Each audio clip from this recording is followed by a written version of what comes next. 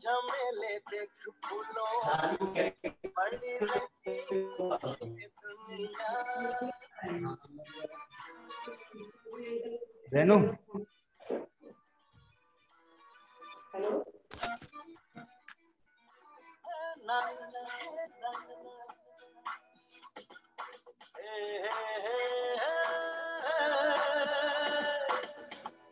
जिधर भी राहों में रंग पिघलते हैं निगाहों में। ठंडी हवा है ठंडी छाँव है, दूर वो जाने किसका गाँव है। बादल ये कैसा छाया दीप कहाँ ले आया, सपना ये क्या दिखलाया है मुझको। हर सपना सच लगे जो प्रेम मगन जले, जो राह तू चले अपने मन की। हर पल किसी फूल पे मोती ही तू चुने, जो तू सदा सुने अपने मन की। यूं ही चला चला यूं ही चला चला, कितनी हसीन है ये दुनिया। फूल सारे चमेले देख फूलों के मेले, बड़ी रंगीन है ये दुनिया।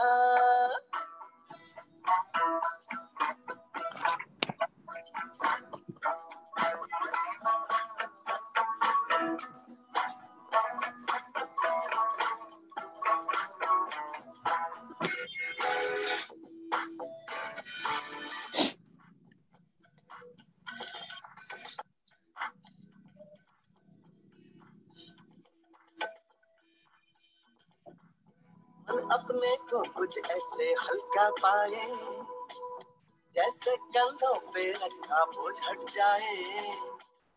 जैसे भोला सा बचपन फिर से आए, जैसे बरसों में कोई गंगा नहाए।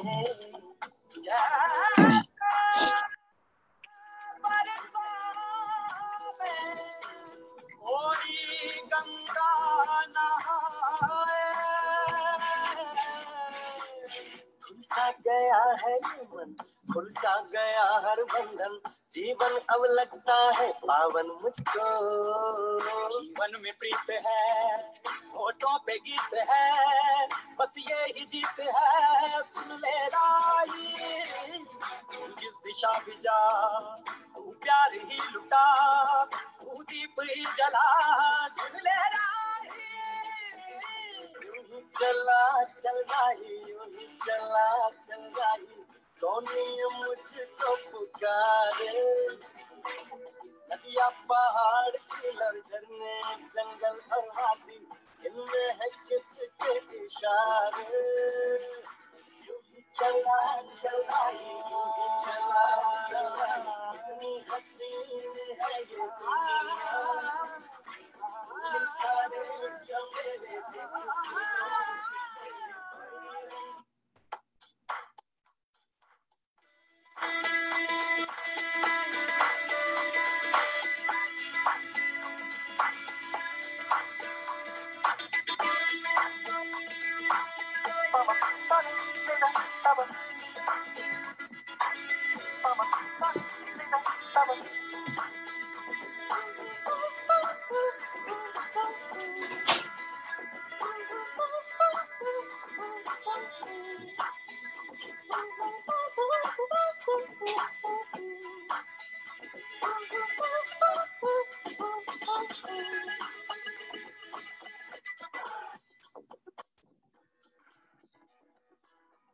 चला चला यूं ही चला चला, कितनी हसीन है ये दुनिया। सारे चमेले देख फूलों के मेले, बड़ी रंगीन है ये दुनिया। तुम ताना तुम ताना तुम ताना तुम ताना तुम ताना भैया।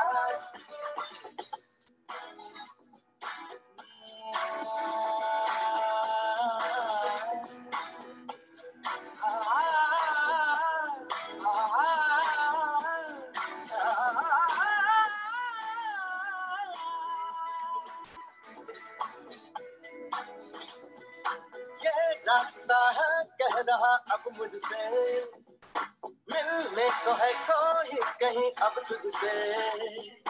ये रास्ता है कह रहा अब मुझसे, मिलने को है कोई कहीं अब तुझसे।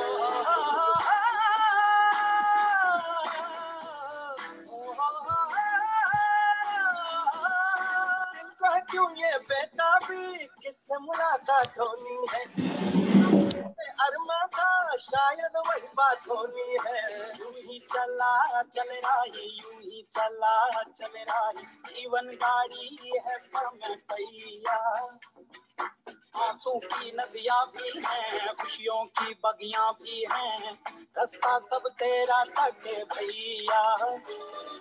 यूं ही चला चल रही, यूं ही चला चल रही, कितनी हसीन है ये दुनिया। सारे झमेले देख फूलों के मेले, बड़ी रंगीन है ये दुनिया।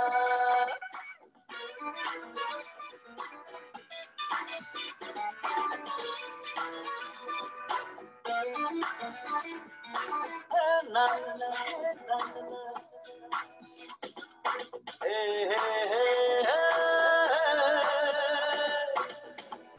जिधर भी इन राहों में रंग पिघलते हैं निगाहों में, हवा है ठंडी छाँव है, दूर वो जाने किसका गाँव है। बादल ये कैसा छाया, दिल ये कहाँ ले आया, सपना ये क्या दिखलाया है मुझको। हर सपना सच लगे जो प्रेम मगन जले, जो राह तू चले अपने मन की, हर पल किसी से तू सदा सुने अपने मन की। यूं ही चला चल रही, यूं ही चला चल रही, कितनी हसीन है ये दुनिया। फूल सारे झमेले देख फूलों के मेले, बड़ी रंगीन है ये दुनिया।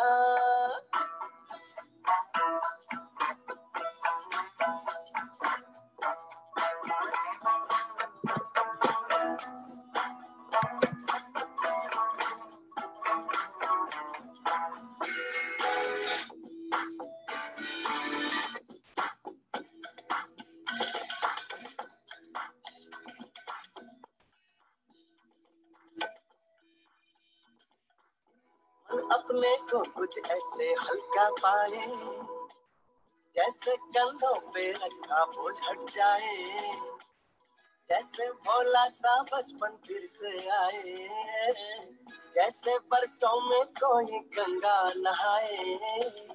जैसे बरसों में कोई गंगा नहाए,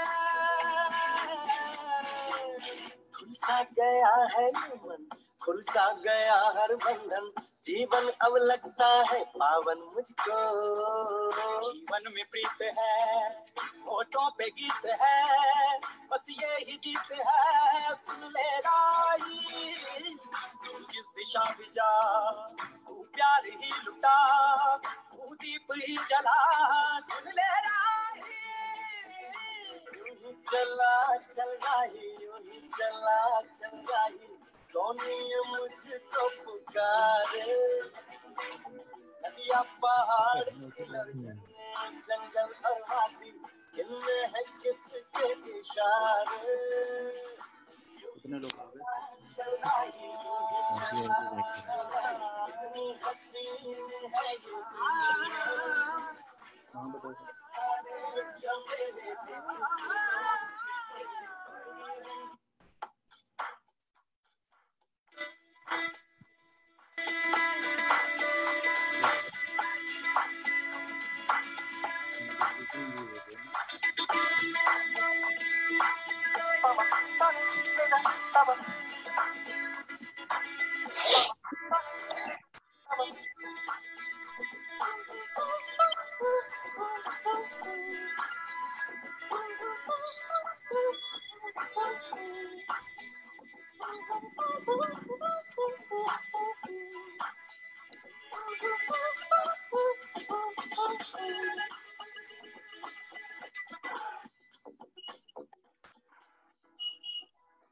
ही चला चला ही, यूं ही चला चला ही, कितनी हसीन है ये दुनिया, सारे चमेले देख फूलों के माथे, बड़ी रंगीन है ये दुनिया।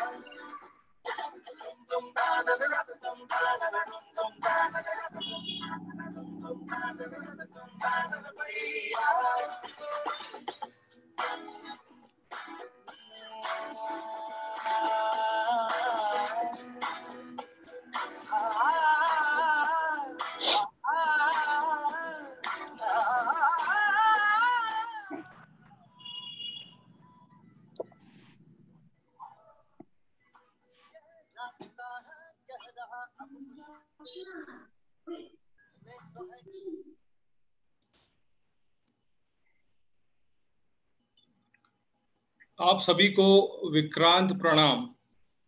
I welcome you all to the series of sports webinar जुनून।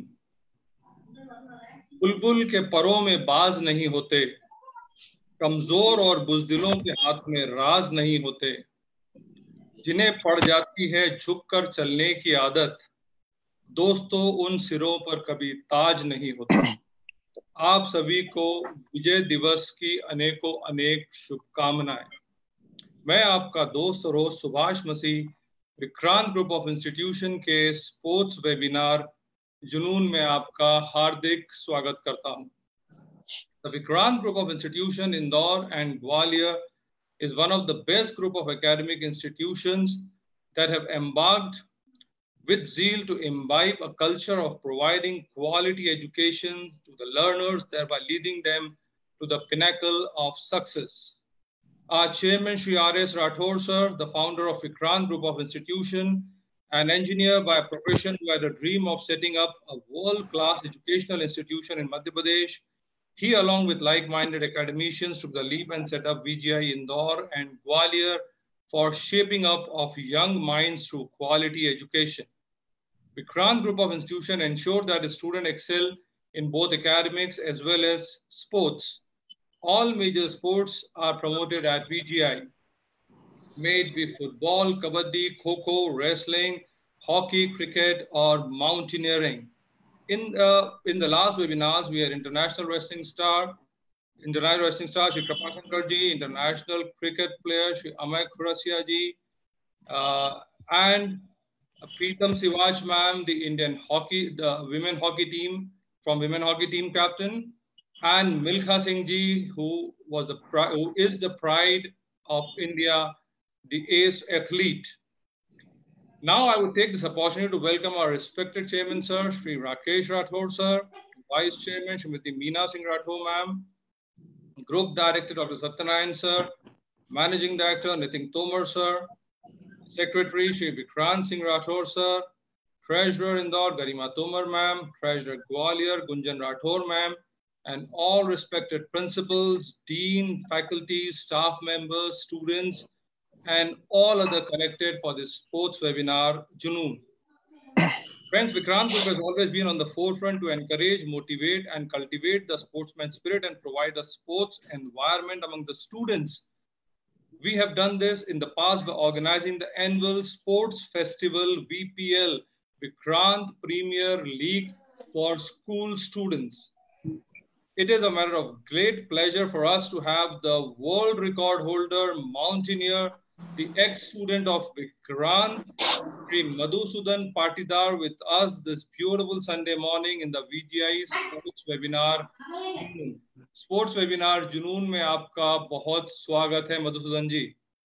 Thank you, sir. Now I would like to humbly request our chairman, Shri Rakesh Rathore, sir, to bestow upon us his blessings before we proceed any further. Shri Rakesh Rathore, sir. धन्यवाद सुभाष।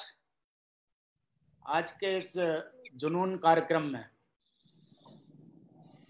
मुझे कहना चाहिए आज मैं इतना गर्वान्वित महसूस कर रहा हूँ ये मधुसूदन को देख करके अपने बीच में, और जो मेरी एक धारणा रहती है में साहस, जुनून, शौर्य, पराक्रम, इनका धनी मधुसूदन अपने नाम को चरितार्थ किया है। तो एक मधुसूदन ने अपनी उंगली पर पर्वत उठा लिया था और हमारे इस मधुसूदन ने अपने पैरों के तले कुचल दिया है उस घमंड में खड़े हुए तमाम पर्वतों को। मैं अंदर से अपने हृदय से ही बहुत प्रसन्न हूं, इसलिए विक्रांत समूह का भी इसमें कहीं न कहीं थोड़ा सा योगदान रहा है इस मधुसूदन को मधुसूदन पाटीदार बनाने के लिए। इसने विश्व स्तर पर भारत ही नहीं, राव का, विक्रांत का और अपने परिवार का नाम रोशन किया। बहुत कम उम्र में इतनी उपलब्धियां, मुझे लगता है कि इसका मैं जिससे भी तुलना करूं तो हनुमान जी से हमेशा प्रेरित रहता हूं। तो बल बुद्धि विद्या विवेक का समन्वित उपयोग करके जिस ऊंचाई को इसने तहलका मचा दिया, विश्व में पहली बार इसने विश्व स्तरीय एक रिकॉर्ड बना दिया 22 घंटे रहने का किलिमंजारो पे। इसके अदम्य साहस को मैं विक्रांत प्रणाम करते हुए और इसके मधुसूदन तुम्हारे बेटे तुम्हारे उज्जवल भविष्य की कामना करते हुए समूचे विक्रांत परिवार की ओर से तुम्हें शुभकामनाएं देते हुए और अपने बीच में आज तुम्हें पाकर के मैं कृतज्ञता व्यक्त करते हुए विक्रांत प्रणाम करते हुए अपना व्याख्यान और अपने अनुभव, अपने अदम्य साहस, जो भी तुमने अपने घर परिवार माता पिता के आशीर्वाद से जिस तरीके से भी तुमने ऊंचाइयों को छुआ है उसके बारे में विस्तार से बताएं, ताकि आज हमारे जो यूथ है, जो तुम्हारा अनुज है, जो तुम्हारे जूनियर्स हैं, ये प्रेरित हों और बड़ी बड़ी उपलब्धियां ने साबित कर दिया है कि नथिंग इज इम्पॉसिबल। व्यक्ति के शौर्य पराक्रम और साहस के सामने कुछ भी नहीं होता, कोई भी बड़ा लक्ष्य दुर्लभ नहीं होता, ये तुमने साबित कर दिया। और इस उपलब्धि पे तुम्हें बहुत बहुत बधाइयां देते हुए मैं कामना करता हूं कि तुम विश्व स्तरीय एक पर्वतारोही के रूप में वैसे ही जाने जाओ जैसे कि पहला पर्वतारोही जाना गया था। धन्यवाद सुभाष।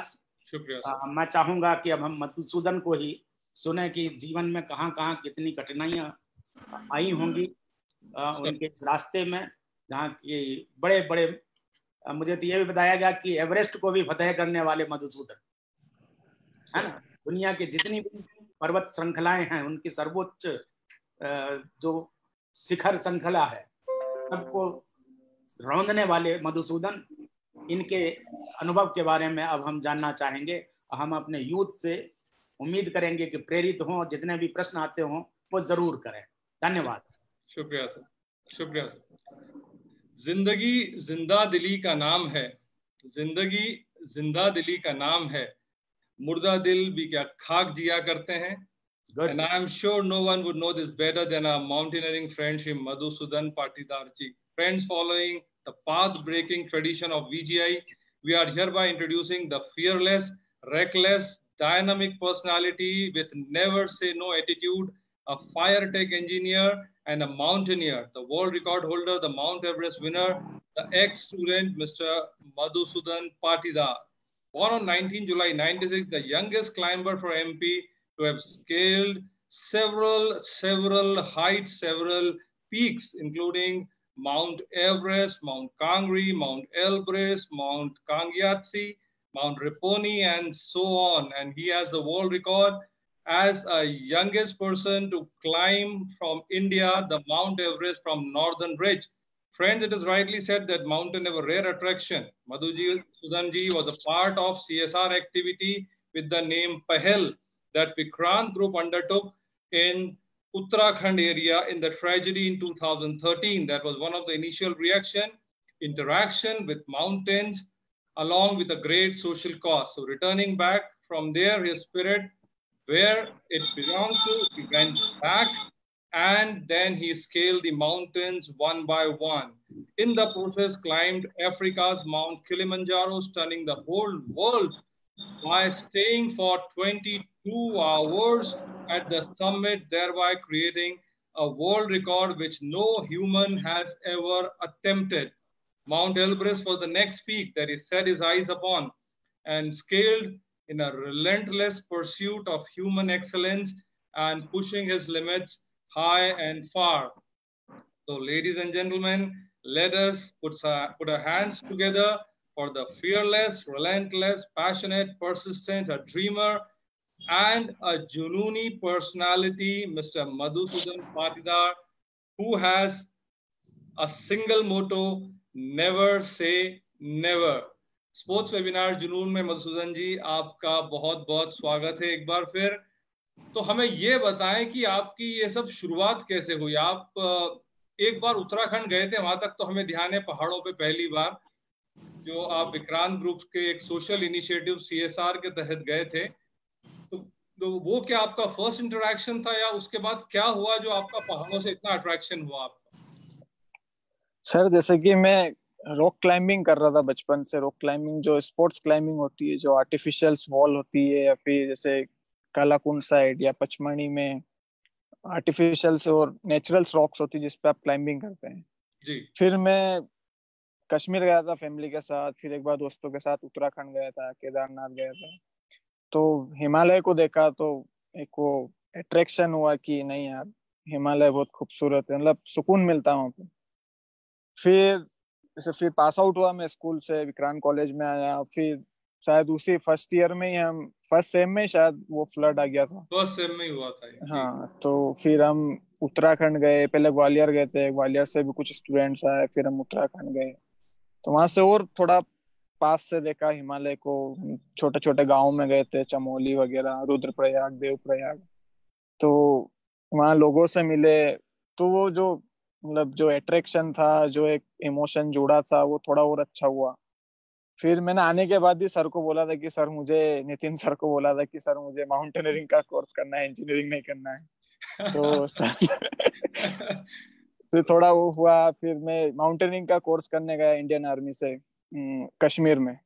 तो कश्मीर में एक स्कूल है, हाई एल्टीट्यूड वॉरफेयर स्कूल, जहाँ प्रोफेशनल माउंटेनियरिंग की ट्रेनिंग दी जाती है। तो वहां से मैंने बेसिक माउंटेनियरिंग का कोर्स किया।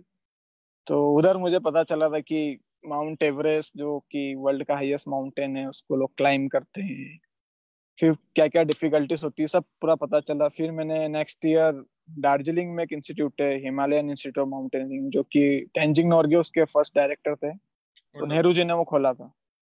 तो वहां से मैंने फिर एडवांस कोर्स किया। फिर थोड़े छोटे मोटे लाइक स्टॉक कांगरी, फिर माउंट थिंगरी, ये मेरे स्टार्टिंग पिक्स थे जो कि 6000 मीटर के थे। तो ये मैंने अटेम्प्ट लिए। फिर मुझे मतलब प्रॉपर माउंटेनिंग का थोड़ा नॉलेज हो गया, स्किल्स हो गई कि रॉक क्राफ्ट एक्टिविटीज क्या होती है, आइस क्राफ्ट क्या होती है, how to survive and how to pitch base notes hitches, कैसे एवलोन से बच सकते हैं, कैसे हाई विंड में फंस गए या फिर वाइट आउट में फंस गए, या फिर कोई टेक्निकल पिच है या फिर ओवरहैंग है। मतलब मैं प्रॉपर स्किलफुल हो गया था। फिर मेरा एक ही ड्रीम था शुरू से, मतलब माउंट एवरेस्ट क्लाइम करना है, वो कैसे भी करना है, पर वो ड्रीम था। तो मुझे पता नहीं था कि माउंट एवरेस्ट काफी एक्सपेंसिव होता है। अराउंड माउंट एवरेस्ट क्लाइम करने के लिए लगभग 30 लाख रुपए लगते हैं। मतलब जब मैंने 17 में किया था तो 30 लाख रुपए की जरूरत थी।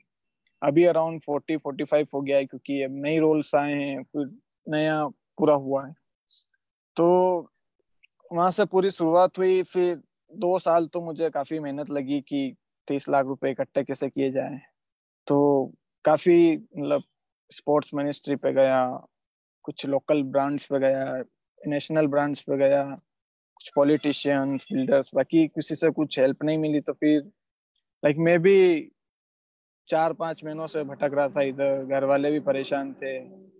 तो एट लास्ट मतलब घर वालों ने बोला कि अब तुझे पक्का श्योर है, तू क्लाइम कर लेगा। और फिर इतने में से जो हमारे स्पोर्ट्स मिनिस्टर थे यशोधरा राजे सिंधिया, तो उन्होंने मुझे प्रॉमिस किया था कि अगर आप क्लाइम करके आएंगे तो हम आपको पूरा पे ऑफ करेंगे। तो मैंने घर पे बताया कि मम्मी पापा ऐसी ऐसी बात है, उन्होंने बोला कि हम आपको जाने से पहले नहीं देंगे, आने के बाद देंगे। तो सोचा, सबने विचार करा 10-15 दिन, फिर हमने लोन लिया घर पे 25 लाख रुपए का, फिर मुझे भेजा। तो मैं इंदौर से 7 अप्रैल को गया था, कुछ 1000 रुपये लेके, मतलब 1000 रुपये जेब में थे, वो टिकट करा हुआ था। तो मैं नेपाल गया। फिर नेपाल में मैंने कुछ मतलब जो 2.5-3 लाख रुपए कमाए हुए थे वो मैंने दे के परमिट ले लिया था। मतलब मैंने एक एजेंसी को दिए थे कि अभी आप इतना एडवांस लीजिए, फिर मैं आपको दे दूंगा। फिर नेपाल पहुंचा, वहाँ धीरे धीरे डिपॉजिट आता रहा। फिर मैंने इक्विपमेंट लिया। फिर मेरी फ्लाइट थी ल्हासा की। तो जो लास्ट वीजा था 2017 का किसी इंडियन को देने के लिए चाइनीज लोगों के पास, वो मुझे मिला था। अरे वाह। तो मतलब वो भी मतलब एग्जैक्ट 5 मिनट पहले मिला, मतलब 5 बजे ऑफिस बंद होता है, 4:55 को मुझे मिला था।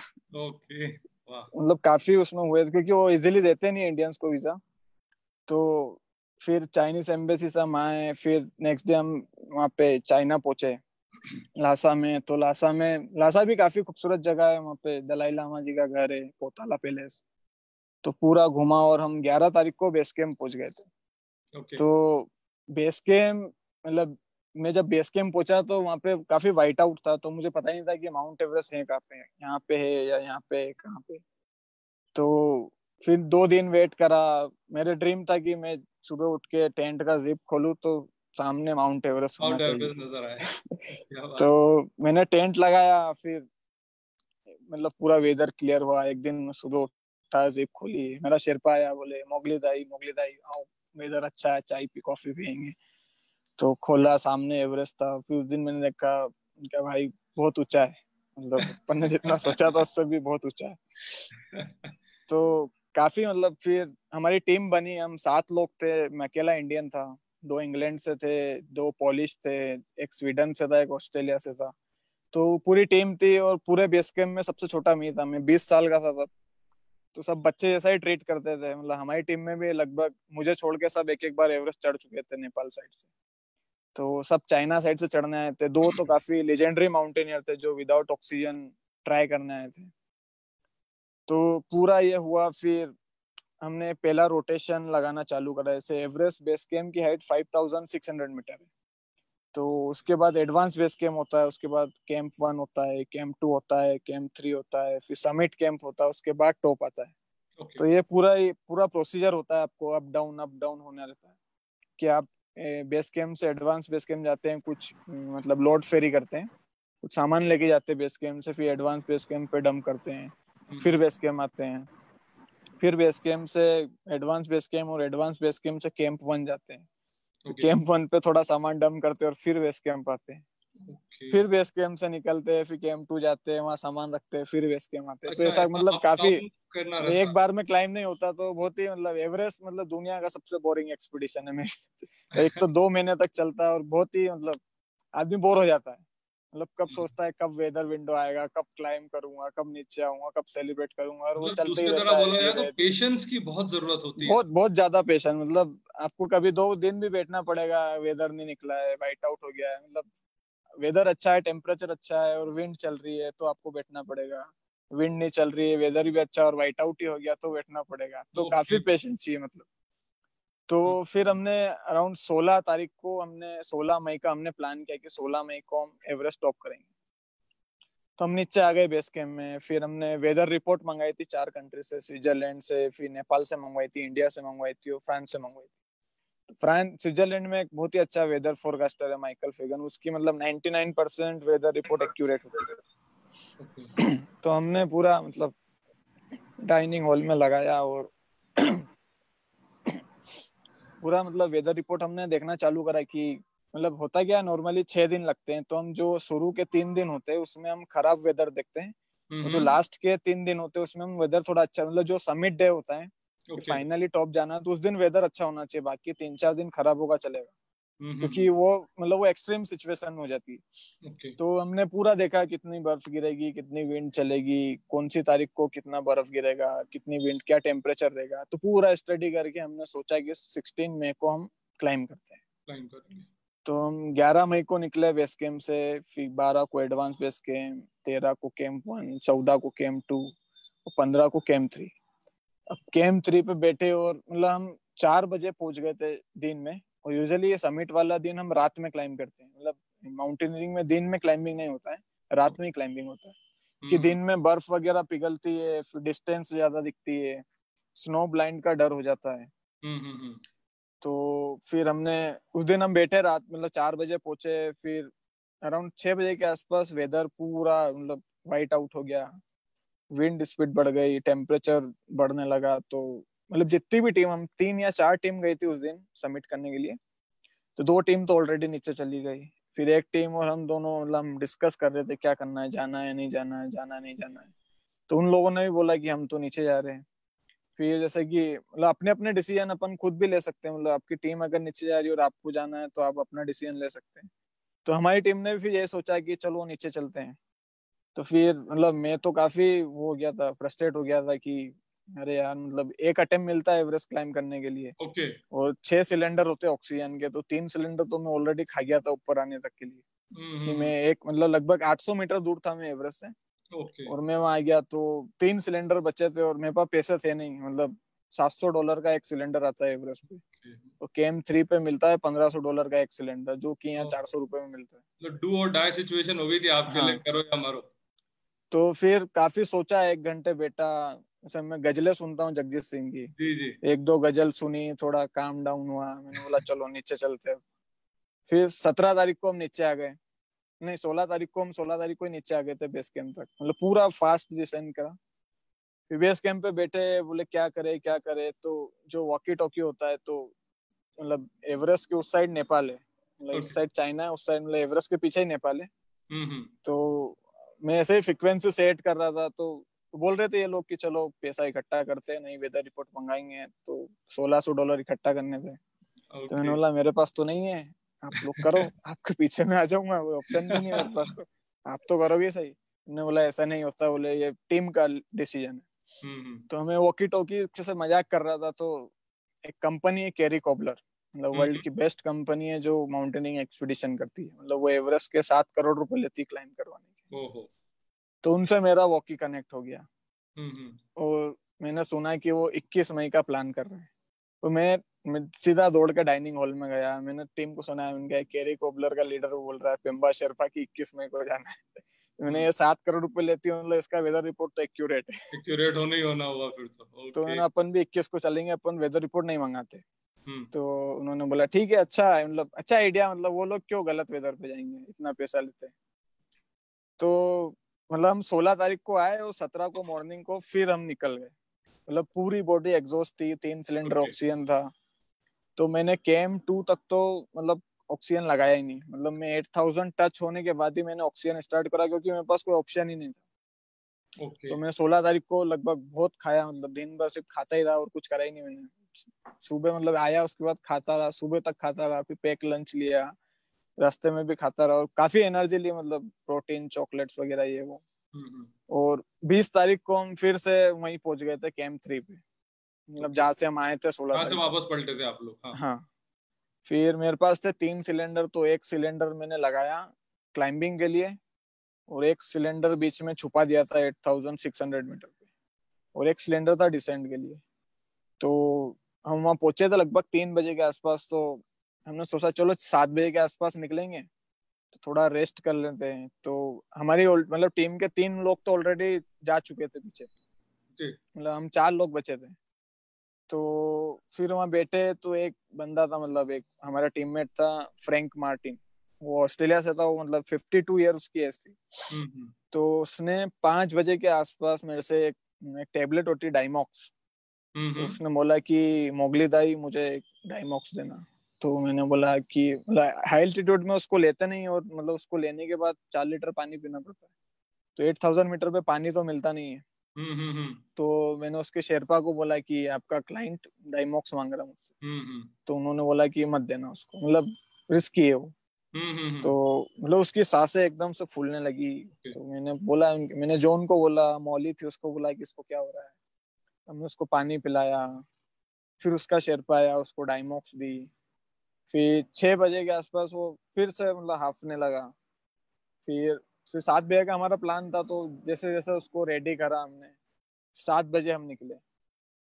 तो अराउंड 7:30 या पौने 8 बजे हुए, तो वहाँ पे एक स्टेप 1 है, मतलब जैसे उसको लैंडमार्क दिया हुआ, स्टेप 1 स्टेप ओके 2 स्टेप 3, हम्म। फिर येलो बैंड है। तो स्टेप 1 के बाद वो गिर गया एकदम, मतलब हवा से, फ्रैंक।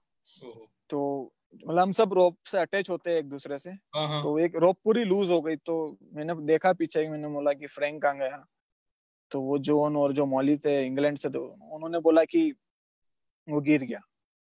तो मैंने बोला ऐसे कैसे गिर गया, पीछे तो था अभी। तो बोले पता नहीं क्या हुआ। फिर हम लोग नीचे आए, उसको CPR वगैरह सब कुछ दिया, तो मतलब मुश्किल से 10-15 मिनट होंगे और वो मर गया। तो मैं ओहो तो मतलब मैं बच्चा था 20 साल, मतलब बहुत ज्यादा डरा हुआ था।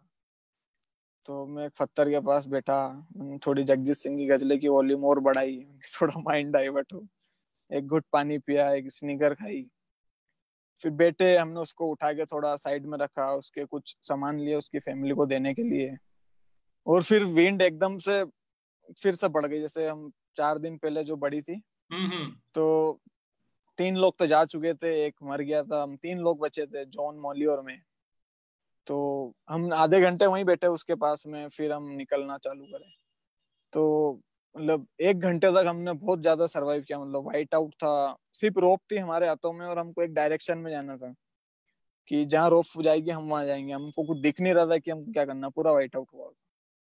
तो फिर मतलब सब सवेरा हुआ, मतलब 4 बजे के आसपास एवरेस्ट पे सूरज निकलना, से आप सूरज के बहुत ऊपर होते हैं, मतलब मैं भी जब मैंने पहली बार सूरज को देखा था इतने ऊपर से, तो एक छोटा सा गोला मतलब बहुत नीचे था, जो कि धीरे धीरे ऊपर आ रहा था। मैंने और वहां पे कुछ ऑरेंज और ब्लैक कलर का सनराइज होता है। तो मतलब वेदर पूरा काम हो चुका था उस समय कि कुछ व्हाइट आउट, मतलब एकदम शांत था, मतलब परफेक्ट वेदर था। धीरे धीरे सनराइज हुआ तो हमको भी थोड़ा सुकून आया कि चलो यार अब सब कुछ अच्छा लग रहा है। सिर्फ फ्रैंक की डेथ हो गई, वो थोड़ा बुरा था। तो फिर धीरे धीरे धीरे तो 6:30 बजे हम टॉप पे पहुंच गए थे, मतलब एवरेस्ट के टॉप पे। तो मतलब ऐसा एक टॉप दिख रहा था कि ये एवरेस्ट का टॉप है, पर वो उसका टॉप नहीं था, ऐसे हमको लग रहा था कि ये टॉप है। और उस दिन क्या काफी कम टीम गई थी, तो हमारा समिट अराउंड 6:30 बजे हुआ था, तो पूरे टॉप पे हम सिर्फ 4-5 लोग थे। तो बहुत सुकून वाला पल था। फिर वहाँ पिक्चर्स वगैरह ली फ्लेक्स फ्लेक्स के साथ। पर वो फिर फर्स्ट वाला टॉप नहीं था, तो टॉप कहीं और था, आगे था टॉप। टॉप उसके पीछे था, मतलब ओके। हमको पहले लगा था कि ये टॉप है, तो वहां पहुंचे फिर पता चला कि और 1 घंटा और जाना है अभी। तो मतलब वो आखिरी पीक वही दिख रहा था, पर उसके पीछे एक छोटा सा पीक था, वो एवरेस्ट था। ओके। तो उधर गए हम, फिर वहाँ फोटोज वगैरह ली, पानी वानी पिया, सिलेंडर चेंज किया। तो फिर इधर उधर से लोग आए, इधर नेपाल था, इधर चाइना था, मकालू माउंटेन था, माउंट लोत्से था, कंचनजंगा दिख रहा था, तो मतलब काफी खूबसूरत था।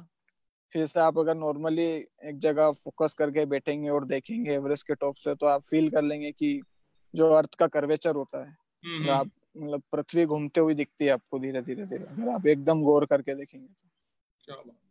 फिर मतलब हम 29 फीट पे थे, मतलब एक जगह, मतलब हम जब डिसेंड कर रहे थे KM3 पे बैठे थे, तो मोली मेरे को बोलती, see Mowgli there is one plane flying under us. मैंने बोला सही में बहुत ऊपर आ गए। प्लेन नीचे से जा रहा है, मतलब बहुत ऊपर है। वाह वाह। तो फिर हम जब उतर रहे थे, तो डिसेंड करते वक्त जो मॉली थी इंग्लैंड से, तो वो जहाँ फ्रैंक गिरा था उसके ऊपर एक लेडर थी, चाइनीज लेडर। तो वो एक लेडर ऐसी होती है, एक लेडर ऐसी थी और एक लेडर ऐसी थी, मतलब 2 वर्टिकल लेडर थी। तो मतलब मैंने लाइफ में कभी रेपलिंग बहुत की है, काफी पहाड़ों पे से कूदा हूँ रस्सियों से, पर लेडर पे रेपलिंग नहीं करी थी। और मतलब बॉडी पूरी एग्जॉस्ट थी, मतलब दोनों पैर कांप रहे थे, कुछ खाने को नहीं था, 4 दिन से पानी नहीं पिया था। स्नीकर थी, स्नीकर 2 बची थी, वो भी जम गई थी। और थर्मस मेरा उसका ढक्कन थोड़ा ढीला हो गया था, तो पानी बैग में ढुल गया। तो सब मतलब कुछ नहीं था। गड़बड़ हो गई। तो वो गिर गई उस लेडर से। तो फिर वहां बैठे हम, तो मैं और मेरा जो शेरपा था, हम लोग आगे थे और जॉन मोलिया हमारे थोड़े पीछे थे। तो वो गिरी, तो मेरा शेरपा बोलता, मोगली दाई वो लड़की गिर गई फिर से। तो मैंने बोला चलो लेके आते हैं।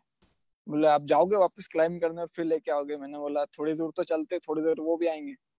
फिर उनको लेके आए। तो मतलब KM3 पे उतरते वक्त, मतलब जब डिसेंड करते हैं, तो KM3 पे नॉर्मली कोई रुकता नहीं है, मतलब लोग सोचते हैं कि जो से 8000 ऑक्सीजन। मीटर है उसको डेथ जोन बोलते हैं हम। ओके। मतलब 8000 मीटर के आप ऊपर गए, मतलब वहाँ पे ऑक्सीजन 0 है, मतलब आप सांस नहीं ले सकते। और वहाँ पे हर कदम मतलब मौत है, हर कुछ भी गलती करिए आप मर जाएंगे, मतलब इतना क्रिटिकल वहाँ होता है सब कुछ। तो उसको हम नीचे लाए, तो उसको टेंट में रखा। तो एक और जो सामने वाली टीम थी, तो उसका जो क्लाइंट था, तो उसने उसका शेरपा KM3 तक हायर किया था सिर्फ। तो उसके क्लाइंट ने बोला था कि यहाँ से ऊपर मैं अकेला जाऊंगा, आप यहाँ से नीचे चले जाओ। तो हमने उसको हमारा सामान दे दिया, हमारा स्लीपिंग बैग दे दिया, टेंट दे दिया। तो जब हम नीचे आ रहे, हमको पता नहीं था कि हमको रुकना, हमने तो सोचा था KM2 में रुकेंगे ओके। जाके। तो ये मौली के मतलब ये मर जाती, मतलब मैं और मेरा शेरपा हम ये सोच रहे थे कि ये आधा 1 घंटा और जिएगी, फिर मर जाएगी, फिर अपन आराम से नीचे चलेंगे। तो मैंने बोला जब तक जी रही है जब तक इसको बचाने की कोशिश करते हैं। तो इन्होंने सब प्लान करा कि हम सब आज यहीं रुकते हैं। तो सबके पास मतलब 4-4 घंटे इतना ऑक्सीजन बचा था कि 4 घंटे आप सरवाइव कर सकते हैं। तो हम एक टेंट में 6 लोग सो रहे हैं, और एक स्लीपिंग बैग बचा था वो शेरपा का, वो उस लड़की को दिया हमने। तो हम लगभग मतलब दिन में 2-2:30 बजे वहां पहुंचे थे, और उन्होंने बोला कि अब कल सुबह चलेंगे, इसको थोड़ा अच्छा फील होने दो। तो पूरी शाम निकल गई, कुछ खाने को नहीं था, एक ब्यूटेन गैस का सिलेंडर था, थोड़ा सा पानी बनाया, थोड़ा थोड़ा सबने पिया एक एक घूंट। फिर रात को लगभग 1-2 बजे के बाद मुझे बुरे बुरे सपने आने लग गए। मतलब मेरे पास ऑक्सीजन बचा नहीं था। मतलब मेरा हमेशा ध्यान वो रेगुलेटर पे जाता था ऑक्सीजन की कि कितना बचा है। तो वो जैसे ही 0 पे गया और मेरे मीटर चालू हो गया कि फिर मैंने शेरपा को बोला, मैंने कहा ये मौली बच जाएगी और मैं मर जाऊंगा, अपन नीचे चलते हैं। Oh God, सही बोला। तो मेरा शेरपा बोलता है कि देखो अब इसको लेके तो जाना पड़ेगा, ऑक्सीजन इसके पास भी खत्म होने वाली है। तो उन्होंने बोला कि तुम एक काम करो, धीरे धीरे निकलो।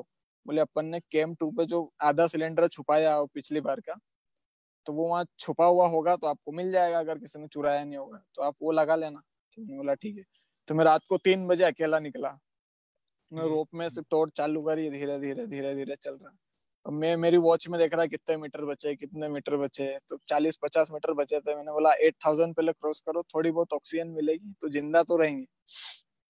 तो फिर वहां से 8000 नीचे आया, थोड़ी वहां सांस ली। तो एक मतलब हमारे एक्सपीडिशन के पीछे एक चाइनीज एक्सपीडिशन आया था, मतलब चाइनीज गवर्नमेंट का एक ऑफिशियल एक्सपीडिशन आया था एवरेस्ट के लिए। तो एक मेरी फ्रेंड बनी थी एमा, तो हम लोग साथ में मोनेस्ट्री जाते थे। तो उसने मुझे देखा कि एक पत्थर पे एक लड़का बैठा है इंडियन, चल पा नहीं रहा, मतलब उसको थोड़ा खाने पीने की जरूरत है। तो वो बेचारी आई, उसने मुझे वो अपने ब्रिटानिया के केक आते हैं ना, उस टाइप के चाइनीज केक होते हैं, वाई वाई, उसने केक दिया, एक गुड पानी दिया। फिर मैं कैंप 2 गया, वो लोग ऊपर जा रहे थे, हम नीचे उतर रहे थे।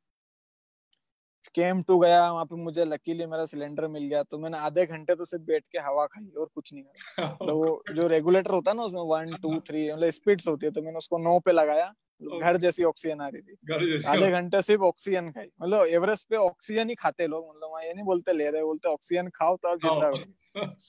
तो आधे घंटे मैंने ऑक्सीजन क्या खाई, बात है, फिर वाह। देखा इधर उधर। फिर मैंने बोला कि अब जो भी होगा आप सीधा नीचे जाएंगे। और मैं ऊपर देख रहा था उनको, मैंने वॉकी पे मैसेज डाला कि मतलब मेरे शेरपा को, जॉन और मौली को, कि आप कहाँ हो। तो उनका कोई रिप्लाई नहीं आया। मैंने बेस कैंप पे मैसेज डाला कि उनका कोई अपडेट आया, बोले नहीं आया। तो मैं और डर गया, मैंने उनको कुछ हो गया तो ये लोग मुझे भेजेंगे ऊपर जाने के लिए। तो मैंने बोला अब नीचे चलो यहाँ से। तो फिर मैं धीरे धीरे धीरे कैंप 1 तक आया। तो कैंप 1 पे जहाँ मैंने पहले टेंट लगाया था, वहाँ किसी और ने टेंट लगा लिया, मतलब जो नई टीम आई थी। तो मुझे लगाया मेरा टेंट, मैं उसमें घुस गया, उसमें बहुत कुछ खाने का दिखा, मैं सब खा गया।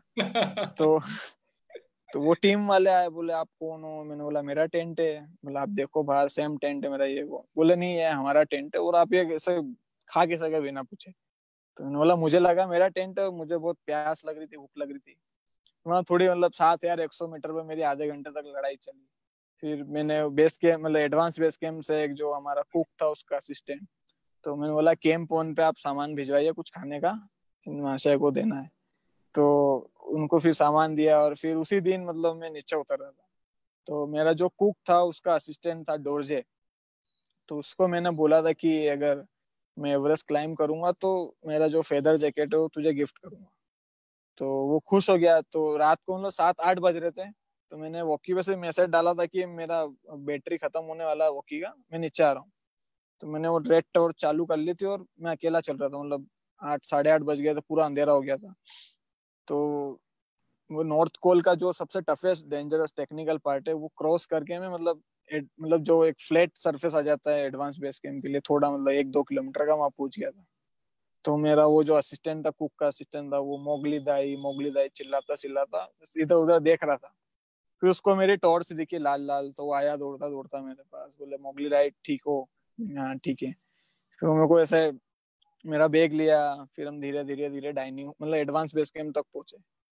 तो हमारी टीम में एक मतलब इंडियन आर्मी से थे, लीला दाई, मतलब वो नेपाली है, गोरखा है, पर वो इंडियन मतलब जबलपुर में उन्होंने काम किया है। तो वो मिले थे मुझे। तो उन्होंने मतलब हम साथ में बैठ के जो कुकरी रम होती है पहाड़ों पे पीते हैं हम, मतलब बॉडी वार्म रखने के लिए। तो आखिरी बची थी, तो उन्होंने बोला था कि अगर आप जिंदा आओगे, मतलब मैं उनके बेटे की उम्र का था, तो बोला तभी मैं पीऊंगा ये। मैंने बोला ठीक है। तो मैं पूछा, वो काफी खुश हो गए, मतलब इमोशनल हो गए थे, उनकी बेटी की उम्र, मतलब बेटे की उम्र का था। तो डाइनिंग हॉल में गया, तो जो हमारे कुक थे, तो उन्होंने पूछा कि आज क्या बनाए, तो मैंने बोला कुछ मीठा बनाओ। उन्होंने बोला कि सब राशन वगैरह तो खत्म हो गया है। तो मैंने बोला एक काम करो, जो अपना नूडल्स होता है, थुक्पा होता है, उसमें दूध डालो और शक्कर डालो, इसकी सेवैया बनाओ। तो बोले सेवैया क्या होता है? तो मैंने भैया बोला क्या? इंडिया में सेवैया थोड़ी मीठी डिश होती है, मतलब स्वीट डिश होती है, मिठाई में खाई जाती है। उन्होंने बोला ठीक है, आप जैसा बोलो। हमने नूडल्स की सेवैया खाई। फिर मैंने खाना खाने के लिए जब ग्लव्स निकाला, तो मुझे पता चला मेरी ये उंगली चली गई थी। तो मैंने बोला चलो ठीक है यार, इतना स्ट्रगल किया, इतना चलेगा। फिर हम 3-4 घंटे बाद, जब मैं थोड़ा एनर्जी आई मुझ में, फिर हमने कोशिश करी कि वो लोग कहाँ हैं, ऊपर वाले। तो फिर एक टीम मतलब दूसरी टीम थी, उसका मैसेज आया वो की पे कि आपके लोग कैंप 1 से निकल गए हैं, तो आप किसी को भेज दीजिए रेस्क्यू के लिए। फिर वो लीला दाई, एक कुक, हम 4 लोग गए, उनको टांग के लेके आए 12 बजे तक। फिर एडवांस बेस कैंप आ गए। फिर वहां से 1-2 दिन वहां रेस्ट किया, वहां से सब पैक किया। फिर मुझे बेस कैंप से कॉल आया कि कल आपका वीजा एक्सपायर हो रहा है, आप जल्दी आ जाइए, नहीं तो ये जेल में डाल देंगे। मैंने बोला ये एक्सपीडिशन है कि क्या? एक्सपीडिशन एक तरफ और वीजा एक तरफ। हाँ। तो फिर मैं जल्दी जल्दी नीचे गया, मतलब 24 किलोमीटर दूर है एडवांस बेस कैंप से बेस कैंप। तो मतलब इतना, मतलब 11 तारीख को गए, 16 को सबमिट नहीं हुआ, फिर नीचे आए, फिर 17 को गए, फिर सबमिट करके आए, फिर उसको रेस्क्यू करके आए, और फिर बेस कैंप जाना, मतलब पूरा थक गया था। मतलब मेरा हम्म। वेट, मतलब 28 किलो कम हो गया था मेरा वेट, 12 मतलब ये 36 दिनों में। ओहो। मतलब मैं 78 का गया था, और इधर मतलब 50 की रेंज में आ गया। ओहो। तो फिर आया बेस के, वहाँ सेलिब्रेट किया। फिर नेपाल आया, मैंने क्या अब यहाँ जाके शांति मिली, और अब मैं मतलब फिर मैंने बताया लोगों को कि चलो मेरा समिट हो गया ये वो। तो ये मेरी कहानी है। मतलब सुकून से जुनून तक की कहानी हो गई ये तो पूरी की पूरी, हाँ, मधुसूदन जी है। मतलब काफी आराम से हुआ, पर हो गया फाइनली, पर सपना आप पूरा। मुझे ये बताइए, जब आप ऑलरेडी माउंट एवरेस्ट जैसा जो है आपने माउंट क्लाइम कर लिया, तो ये माउंट किलिमंजारो वाला जो आपका वर्ल्ड रिकॉर्ड का आइडिया कैसे आया आपके दिमाग अरे जैसे मैं एवरेस्ट क्लाइम करके आया था, तो उसके बाद जो जैसे मुझे लगा था कि अब मतलब जो परेशानी है सारी सॉल्व हो जाएगी, मतलब लोग जानने लगेंगे, सरकार सपोर्ट करेगी, अप्रिशिएट करेगी, रिकॉग्नाइज करेगी। तो गवर्नमेंट ने कुछ लिया ही नहीं, उन्होंने कुछ समझा ही नहीं कि इन्होंने कुछ करा है, ना किसी ने कोई ट्वीट करा, या ना किसी ने बधाई दी, ना उन्होंने जो प्रॉमिस किया था कि हम चढ़ के आएंगे तो आपको पूरा पैसा देंगे। तो मैं काफी मतलब डिप्रेस हो गया था 2 साल के लिए, कि पता नहीं अब मतलब घर वालों को लोन, मतलब 20 लाख का था, 25 लाख हो गया, कि इंटरेस्ट लगे जा रहा है। तो में? फिर कुछ हुआ नहीं। फिर मैंने एमपी गवर्नमेंट पे हाई कोर्ट में केस करा, शिवराज सिंह चौहान और स्पोर्ट्स मिनिस्ट्री पे। तो केस तो अभी भी चल रहा है, कुछ नहीं हुआ। तो फिर मतलब इतना होता रहा, तो मैंने सोचा चलो कुछ और डेंजरस करते, ताकि लोगों को लगे कुछ अच्छा और हुआ, मतलब।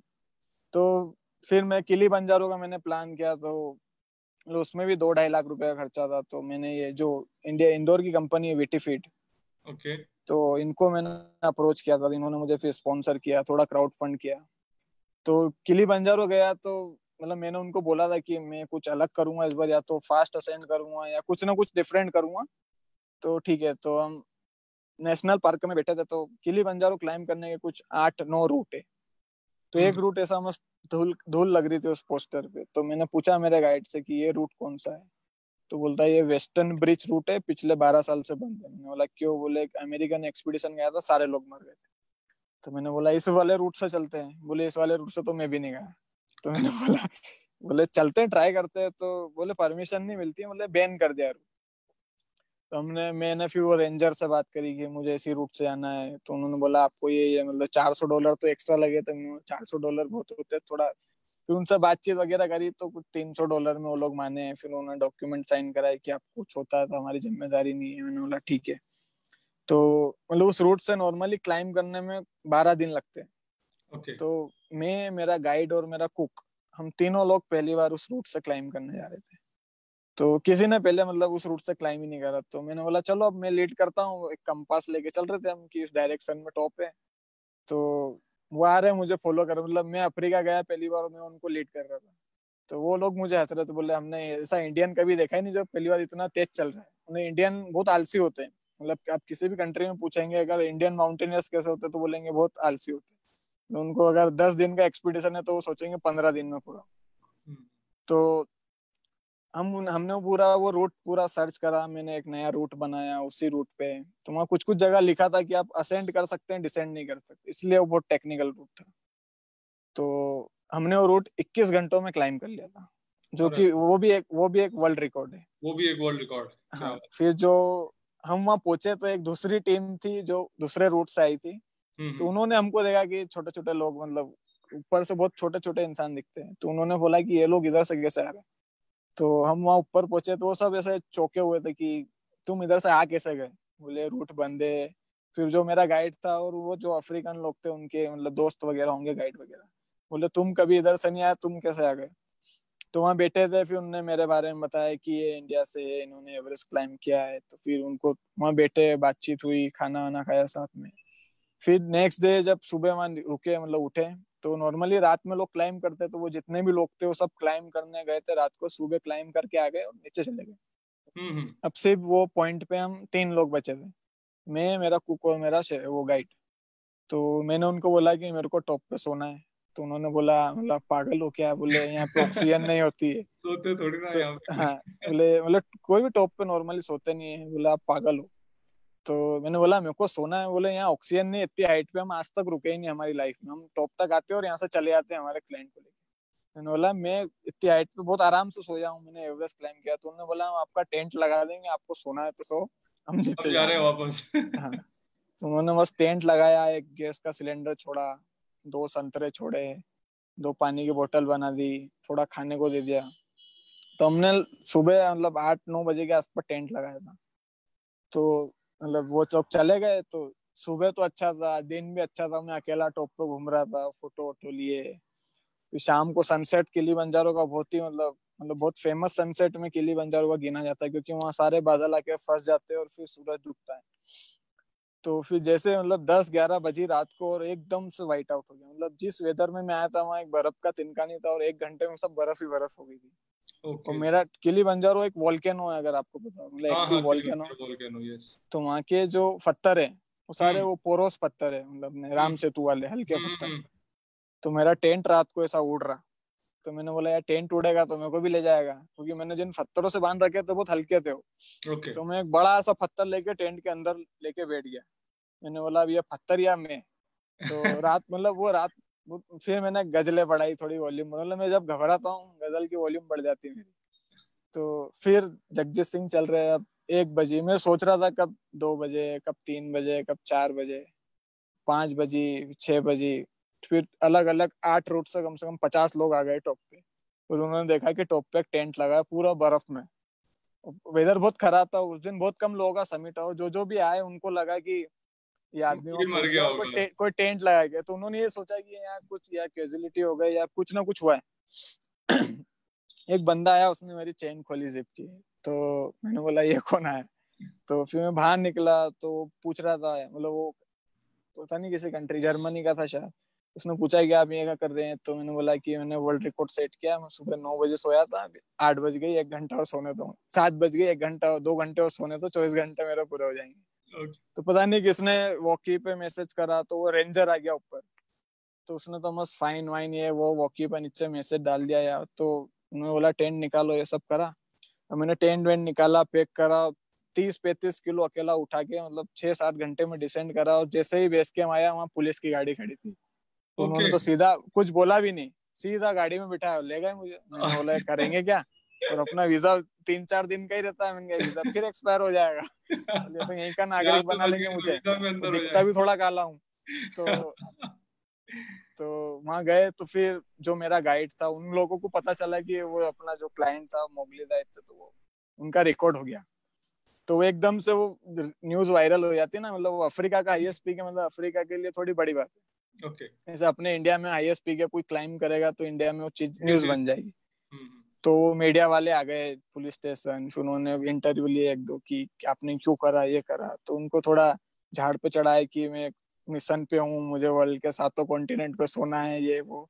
तो फिर उन्होंने पुलिस वालों को बोला कि ऐसा ऐसा है। फिर उन्होंने मुझे छोड़ा और मैं फिर घर आया। ये सब किसी को नहीं पता पड़ता है कि शुरुआत कहाँ से होती है और चीजें हाँ, कहाँ बंद हो सकती है। लोग जो जीरो से चालू होता है ना, वो बता के जाते हैं। अच्छा मुझे बताइए, सब्र, साहस और जुनून ये आपकी जिंदगी में एक साथ हाथ पकड़कर चले हैं, तो क्या आपको लगता है कि आज के युवाओं में इन चीजों की कमी पाई जाती है? सब्र, साहस, जुनून। देखो, कमी तो सब्र, साहस और जुनून की कमी तो किसी में नहीं होती, पर जैसे हम अब आजकल के लोग क्या होते हैं, आजकल के लोग सपने देखते हैं, पर हमें करने वाले लोग चाहिए। सपने देखने वाले लोग तो करोड़ों इस दुनिया में, पर करने वाले लोग बहुत कम है। तो आप सोचेंगे कि मैं ये कर लूं, मैं करोड़पति बन जाऊं, मैं ये कर लूं, मैं इंजीनियर बन जाऊं, मैं ये डिजाइन कर लूं, चांद पे चले जाऊं, तो आप सोच सकते हैं, सोचने का मना नहीं है, सपने देखने का मना नहीं, पर आप करना कब चाहते हैं, आप उसके लिए स्टार्ट कब लेते हो, वो मायने रखता है। तो आजकल की युवा पीढ़ी यही है कि एक तो अपने देश में ज्यादा फील्ड ओपन नहीं है, मतलब सब रेट रेस में दौड़ते हैं कि लोग सोचते हैं कि 25 साल कागज पढ़े हैं, 25 साल कागज कमाए और आखिरी के 10 साल बचे कुचे कागज पे जिंदगी गुजारे। तो मैं ये सोचता हूँ कि मतलब ऐसी बहुत सारी फील्ड है जिसमें इंसान जा सकता है। मतलब आप अगर शुरू में मतलब 8 साल की उम्र से एक तबला ही बजाएंगे, तो आप ग्रेजुएशन करेंगे तब तक आप उस तबला बजाने के मतलब उस्ताद हो जाएंगे, तब तक आप मतलब आप उसी में प्रोफेशनल हो जाएंगे। तो बहुत सारे करियर है, अलग अलग चीजें आप उनमें ट्राई करें, क्योंकि ऐसा आज के जमाने में जो हमारी बेसिक फील्ड है उसमें बहुत कम स्कोप है। तो जो यूनिक फील्ड, जैसे मैंने माउंटेनियरिंग चूज करा, कुछ लोग आजकल ट्रेवल ब्लॉगर्स बहुत है, आज प्रोफेशनल ट्रेवलर्स हो गए हैं, प्रोफेशनल फोटोग्राफर्स हो गए हैं, ब्लॉगर्स हो गए हैं। तो ये सब फील्ड आज से 6-7 साल पहले किसी को पता नहीं था, और किसी को नहीं पता था कि आपको घूमने के भी कोई पैसे दे सकता है। तो अगर किसी को करियर बनाना हो माउंटेनियरिंग में तो पॉसिबल है वो? मतलब बहुत पॉसिबल है, पर इंडिया में बहुत फाइट है। मतलब यहाँ पे ऐसे आप यहाँ से अच्छा सीख सकते हैं, क्योंकि यहाँ पे बहुत अच्छे इंस्टीट्यूट है, मतलब सारे 50-50 साल पुराने इंस्टीट्यूट है जो कि एस माउंटेनियर्स ने खोले, मतलब तेंजिंग नोर्गे जो पहली बार एवरेस्ट पे गए थे। तो यहाँ पे अच्छा सीख सकते हैं, पर आपको यहाँ करियर बनाना है तो बहुत डिफिकल्ट है। मतलब तो आप मतलब यहाँ क्या? से कोर्स करके मतलब आप स्विट्जरलैंड जा सकते हैं, जर्मनी जा सकते हैं, यूके जा सकते हैं, नेपाल में जा सकते हैं, मतलब वहाँ पे आपको अच्छी जॉब मिल जाएगी। जब आपने पहली बार जब बोला माउंट एवरेस्ट चढ़ना चाहते हैं तो लोगों का रिएक्शन बहुत नेगेटिव रहा, उसके लिए लोगों ने आपके ऊपर हंसा भी होगा। तो बहुत वो सारे लोगों कैसा ने। आपका रिएक्शन क्या था उस समय? क्या आपकी और इरादे आपके फौलाद होते गए कि नहीं अब ये हंसने वालों को तो जवाब देके ही छोड़ूंगा मैं? नहीं, ऐसे मैं कभी कभी सोचता हूँ कि मतलब कभी कभी लाइफ में लोग, बहुत सारे लोग अप्रिशिएट करते हैं, तो मैं थोड़ा डर जाता हूँ कि अब कोई बुराई तो कर ही नहीं रहा है, मतलब वो लोग गए कहाँ। इतना तो यूज टू वो हो लोग गए थे लाइफ आप में इन होना सब बहुत चीजों के? वो ओके। लोग लाइफ में होना बहुत जरूरी है। मतलब बहुत सारे लोग ऐसे थे जो बोल रहे थे कहाँ घर बेच के तीरथ करने जा रहा है, तो मैंने बोला चलो वो तो मेरा डिसीजन था कि मैंने लिया है, मैं ये कुछ कर रहा हूँ, तो मैं सक्सेस होऊंगा कि नहीं ये मेरी जिम्मेदारी है, मैं अपने घर वालों को कैसे वो करूँ। तो मतलब ये देश दुनिया समाज कुछ सोचे तो मतलब आप उनके लिए करो, वो अच्छा है। मतलब आप उनसे ऐसे उम्मीद करोगे कि ये आपके लिए कुछ करेंगे तो वो गलत है। मतलब आप उनके लिए कुछ कर जाओ, ये अच्छी बात है। शुक्रिया शुक्रिया हुसैन जी, बहुत बहुत शुक्रिया for answering all the question with grit and determination. A clear straight climb to the cliff of truth, holding fast to the passion with commitment of a rugged mountaineer. अब हमारे कुछ स्टूडेंट्स आपके साथ जुड़े हैं, वो भी कुछ सवाल पूछना चाह रहे हैं, मैं उनको एक एक करके बुलाता हूँ। सबसे पहले I would like to invite Ashish Shrivastava from VGI Gwalior, B mechanical final year student, to ask his question. Ashish, आप जुड़े हैं हमारे साथ? Yes sir. आपका सवाल। हेलो। हाँ, आपकी आवाज आ रही है आशीष, पूछिए जी। Yes sir. Good afternoon sir. Good afternoon. Yes sir, मेरा ये क्वेश्चन था कि व्हाट आर द टेक्निकल और सेफ्टी मेजर्स थे जो आप जब ट्रैकिंग से प्लान कर रहे थे तो आपने लिए थे, कि क्या टेक्निकल टर्म्स होते हैं जो माउंटेनियरिंग में हम यूज करते हैं, कि कैसे हम उसमें उसके अकॉर्डिंग ही हम चलेंगे जब हम माउंटेनिंग करेंगे। और सेफ्टी मेजर्स भी जानना चाह रहे हैं आशीष की क्या सेफ्टी मेजर, सबसे प्राइमरी सेफ्टी मेजर? जैसे कि मतलब अलग अलग फील्ड होती है, जैसे आप बोल रहे हैं ट्रैकिंग एक डिफरेंट फील्ड है, एक रॉक क्लाइंबिंग एक डिफरेंट फील्ड है, और माउंटेनियरिंग एक डिफरेंट फील्ड है। तो हम जैसे माउंटेनियरिंग की बात करते हैं तो हमारा जो पहला सेफ्टी मेजर होता है कि हम रोप अप होके चलें। तो होता कि ऐसे हम 6 लोग हैं तो हम 6 ही 4-4 फीट की डिस्टेंस पे एक दूसरे से अटैच होके चलते हैं। अगर सामने क्रेवास है या खाई है या फिर एवलॉन्च आ गया, तो अगर एक आदमी गिरता है तो जो बाकी के पीछे के 5 लोग हैं वो उसकी फॉल अरेस्ट कर लेते हैं। तो फिर होता क्या, ऐसे 5 लोग मतलब वो आइसेक्स लगा देंगे बर्फ में, तो वो आदमी हैंग हो जाएगा वहां पे। तो जो पीछे के 2 लोग हैं वो उसको आके रेस्क्यू कर लेंगे। तो ये पहला हो गया कि हम किसी को मतलब साथ में कैसे लेके चलते हैं। फिर दूसरा है कि हम टेंट कहाँ लगाते हैं, कौन सी सेफ जगह होती है, अगर यहाँ एवलांच तो नहीं आएगा तो वो पूरा देखते हैं मतलब कहाँ टेंट लगाना है। फिर वेदर रिपोर्ट वाला पार्ट हो गया कि आप कौन सा दिन डिसाइड करते हैं क्लाइंबिंग के लिए, क्योंकि कभी कभी आपकी टीम फिट होती है, वेदर भी अच्छा होता है, फिर आप जाते हो और वेदर खराब हो जाता है क्योंकि आपके पास रिपोर्ट अच्छी नहीं है, आप एकदम अंदाजे से निकले थे कि भैया वेदर साफ है चलो। कभी कभी लक का बहुत बड़ा पार्ट होता है, जैसे माउंटेन्स में हम बोलते हैं कि लक का फैक्टर बहुत ज्यादा होता है। आपने लेडी लक का जिक्र करा था कहीं पर। हाँ, जैसे जो लेडी लक होता है कि मम्मी का या बहन का किसी का भी एक किस्मत होनी चाहिए साथ में। आपने गर्लफ्रेंड भी बोला था, बोलिए ना। हाँ, गर्लफ्रेंड भी बोल सकते हैं, कोई दिक्कत नहीं। तो उसका बहुत बड़ा रोल होता है, मतलब आप कभी कभी बहुत कुछ करते हैं और आखिरी में जाके सब कुछ खराब हो जाता है। ओके। फिर जो हमारे इक्विपमेंट्स होते हैं उनका बहुत बड़ा पार्ट होता है, मतलब आपको प्रॉपर जैसे जुमार होता है या फिर कैराबिनर होता है, आइसेक्स होती है, फिर जो जूते होते हैं हमारे मतलब 3 किलो के जूते होते हैं हमारे, उनके नीचे क्रैम्पॉन लगता है, तो उनका भी बहुत बड़ा रोल होता है। आप कैसे यूज करते हैं, मतलब आप 70 डिग्री पे 2 पॉइंट चलना है, 8 पॉइंट चलते हैं, 10 पॉइंट चलते हैं, क्रॉस चलना है, वर्टिकल चलना है। तो ये सारी टेक्निक्स होती है जो कि मतलब आप इंस्टीट्यूट में जाएंगे तो आपको सीखने को मिलेगा। ओके, क्योंकि विशाल तिवारी हमारे जो फाइनल ईयर एफटी के स्टूडेंट है ग्वालियर से, वो कोई आपसे सवाल। विशाल, आप हैं हमारे साथ? Yes sir. Hello, good afternoon sir. Good afternoon sir. मेरा क्वेश्चन ये है कि जो आपके माइंड में कैसे आया टेक्निकल डिग्री करने के बाद कि मेरे को माउंटेनिंग करनी चाहिए, और आपको क्या क्या मेन प्रॉब्लम आई जब आपने माउंटेनिंग की? सर, माउंटेनिंग में तो काफी प्रॉब्लम आई, पर जैसे टेक्निकल इंजीनियरिंग का मेरा ये था कि मुझे शुरू से माउंटेन्स में आना था, तो मेरे लायक एक ही ब्रांच है वो फायर थी, कि इसमें कुछ रोमांचक चीजें है कि रेस्क्यू करना, ये करना, इधर उधर कूदना फाड़ना। तो बाकी ये इलेक्ट्रॉनिकल मैकेनिकल उसमें क्या ज्यादा मजे वाले काम नहीं है। एडवेंचर आप शुरू से एडवेंचर एडवेंचर फायर में एडवेंचर बहुत है, मतलब मैं सोचता था कि कभी एयरपोर्ट पे आग लग गई, कोई प्लेन गिर गया इंदौर में तो कैसे जाएंगे।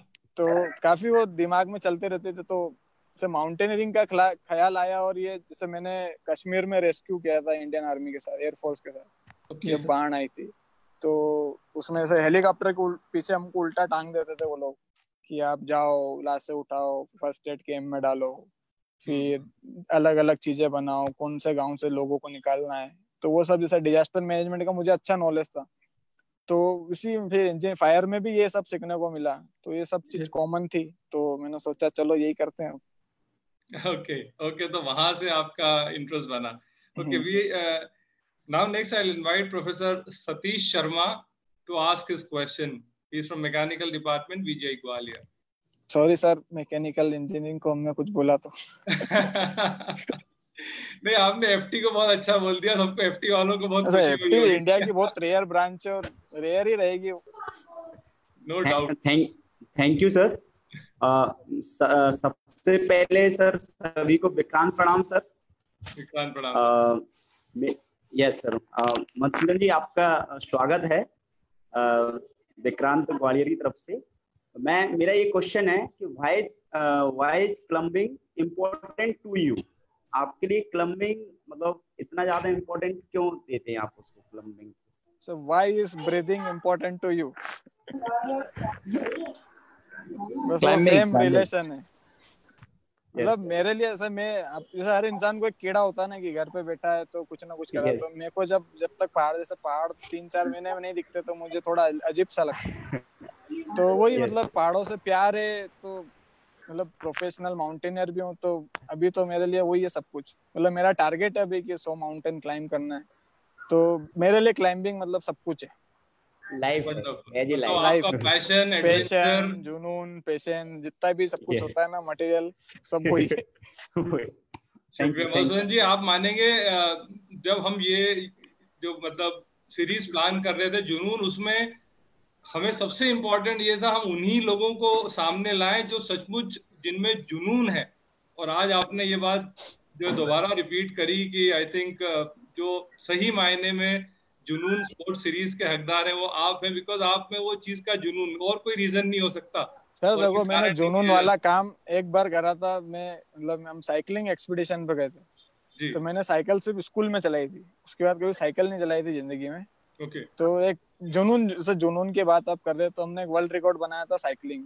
हम बेंगलोर से गोवा गए थे 52 घंटे में, 850 किलोमीटर। तो मतलब उस समय मेरे को लगा था कि यार जुनून कुछ हो। मतलब मैं कैसे गया था, मेरे एक दोस्त ने इनवाइट करा और सारे इंडिया के जो एथलीट्स होते हैं ना, जो फ्रांस के टूर ये सब होते हैं, वो वाले लोग थे। और मैंने वो रोडिस साइकिल पहली बार देखी थी कि इसको चलाते कैसे। अपने एटलस की चलाई थी, उसके आगे कभी गए नहीं। तो वो साइकिल मिली, तो मतलब वो ऐसी साइकिल थी सर, मतलब 800 ग्राम की साइकिल थी, 3.5-4 लाख रुपए की थी, कैनन डेल की। तो वो ट्रक को ओवरटेक करते थे मुझसे। क्या बात। तो मतलब बेंगलोर से सीरा, दावणगेरे, हुबली, और मतलब हम 52 घंटे में गोवा पहुंच गए थे। You have always been an adventurous. Okay, next I'll invite Professor Nishant Singh Kushwaha to ask his question from Mechanical Department, again VTI Gwalior. Professor Nishant Singh Kushwaha. Am I audible, sir? Yes, sir. Yes, sir. Sir, मेरा एक simple सा question है. In your experience, which mountain is most difficult for climbing and why? जो मैंने किया है वो, ये आप पूछ रहे हैं ओवरऑल? नहीं, आपका जो एक्सपीरियंस है, आपने जो क्लाइंब। मेरा सर मैंने एक माउंट कांग्यात से 1 किया है और माउंट कोरांग 3 किया है। ये अभी तक के सबसे टेक्निकल माउंट है, मतलब 6000 मीटर के हैं, पर अभी तक के सारे सबसे डिफिकल्ट ये है।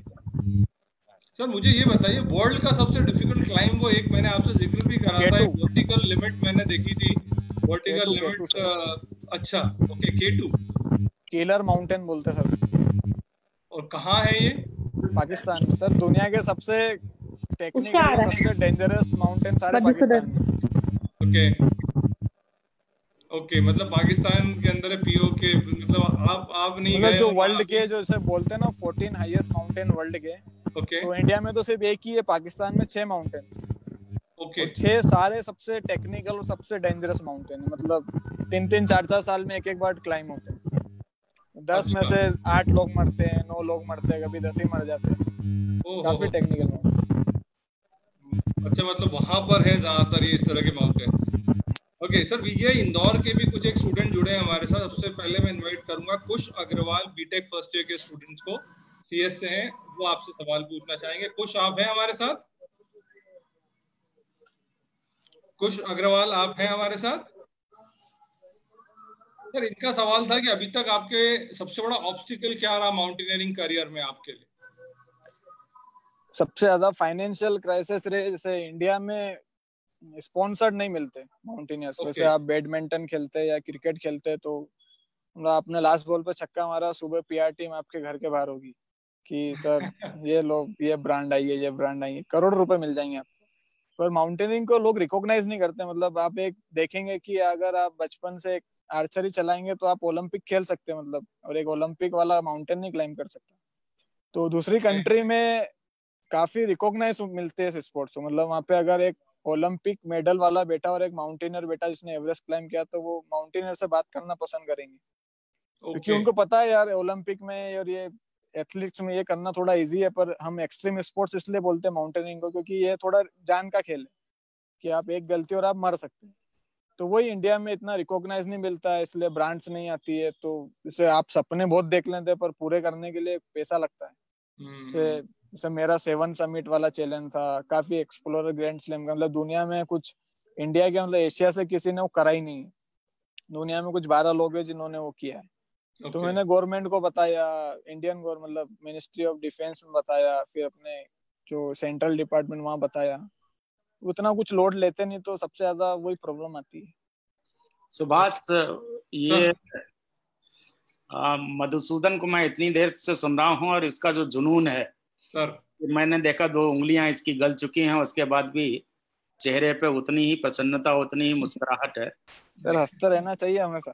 और बेटे, मैं तो ये देख रहा था आपका वो जुनून, और जो गवर्नमेंट ने या भारत सरकार ने या भारतीय जनमानस ने आपको समर्थन नहीं दिया पर्याप्त, तो वो व्यथा आपके चेहरे पे आ रही है। ये बहुत ही दुर्भाग्यपूर्ण है हमारे लिए। इतना जुनून और इतना जीवन खतरे में डाल करके शायद अन्य कोई खेल नहीं खेला जाता होगा। मैं द्रवित हूँ ये सुनकर के, और ये भी बोल रहा हूँ कि उसी शिवराज सिंह चौहान साहब ने कल ही मैं एक देख रहा था फायर टेक्नोलॉजी एंड सेफ्टी इंजीनियरों के लिए एक नया दरवाजा खोला है कि वो प्रैक्टिशनर हो जाएंगे, बगैर उनके एनओसी के कोई भी भवन की अनुज्ञा पत्र नहीं मिलेगा। हो सकता है कि ये न्यूज आपके लिए कुछ अच्छी हो। अगले 1 आध साल में आप रजिस्टर्ड प्रैक्टिशनर हो जाएंगे, फायर टेक्नोलॉजी एंड सेफ्टी के ऑडिटर भी हो जाएंगे। बहुत अच्छा है। मैं आपको और तो अभी कुछ नहीं दे सकता हूँ बेटे, केवल आशीर्वाद दे सकता हूँ। बिल्कुल सर, आशीर्वाद ही चाहिए। विक्रांत हमारे पास ही बैठे हैं, इनको भी कुछ पूछना है, बड़े ईगर हैं बात करने sir. Sir please sir. First of all यार, मैं आपको कंग्रेचुलेट करना चाहूँगा और थैंक करना चाहूँगा आप इस प्लेटफॉर्म पे आए। Whatever you have achieved is extraordinary यार, it is so inspirational. I think you're the one of the only alumni जिसका पेज मैं फॉलो करता हूँ इंस्टाग्राम पे आपके रेगुलर पोस्ट भी चेक करता रहता हूँ। And I must say I am a fan of you यार. So thank you so much for coming. मेरा एक क्वेश्चन आपसे था। We all know कि यार ये सब पीक्स को क्लाइम करने के लिए it requires a lot of fitness levels have to be top notch. तो उसके लिए आपने क्या किया? आपका क्या प्रोग्राम था फिटनेस के लिए? थोड़ा प्लीज सर, जैसे मैं एवरेस्ट के टाइम गया था तब तो मैं अराउंड, जैसे मेरा घर राऊ में, तो मैं दौड़ के जाता था पीतमपुर, उधर से बस में आता था, फिर मैं साइकिल लेके देवास जाता था और फिर घर आता था। और फिर जो जैसे मेन हमारे इसमें मेंटल गेम है, क्योंकि दिमाग ही शरीर को गुलाम करता है। अगर आपने दिमाग से कुछ डाला है तो वो चलेगा। तो आप मेंटली जितना स्ट्रोंग होंगे आप उतना ही सक्सेस रहेंगे। मतलब फिजिकल में इतना कोई, आप कितनी भी मेहनत कर ले और आपका दिमाग साथ नहीं देगा। तो सर मैंने बहुत बहुत बड़े बड़े बॉडी बिल्डर्स देखे जो उत्तराखंड हिमाचल में ट्रैकिंग करने आते हो, 10 कदम के बाद हाफ जाते हैं। मैंने बोला आप 500 डिप्स लगा सकते हैं, पर पहाड़ों में चढ़ने के लिए आपको थोड़ा दिमाग चाहिए। अच्छा, तो ऐसे कोई ट्रेनिंग प्रोग्राम अलग से नहीं करना पड़ा इसके लिए आपको? मतलब नॉर्मली रखिए, थोड़ा अपना स्टेमिना बढ़ाइए, बस योगा करें और कुछ चैलेंजिंग करें। जैसे आप दौड़ रहे हैं तो पैरों में ईंट बांध के दौड़िए या कुछ वेट लेके दौड़िए।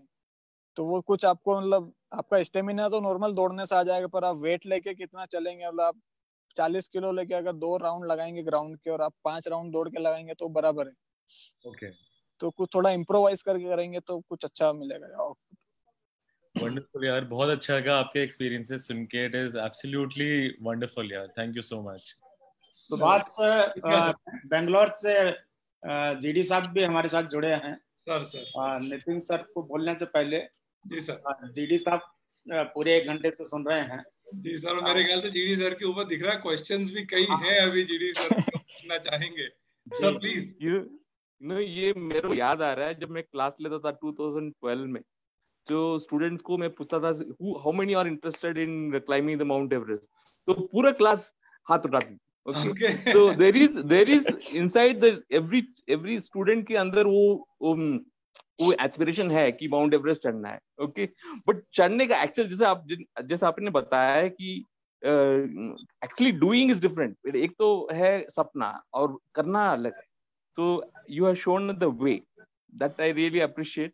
कि आई फील लाइक मेरा स्टूडेंट का जो क्वेश्चन मैंने क्लास में पूछा था, वो I can see now the result. कला मैं एक बात नहीं कर सकता, क्योंकि आप जो कर रहे हैं it is something inspirational. Okay, I have to respect that. So means I have to मतलब you are like my guru now. क्योंकि माउंट एवरेस्ट चढ़ रहे तो हम क्या करेंगे?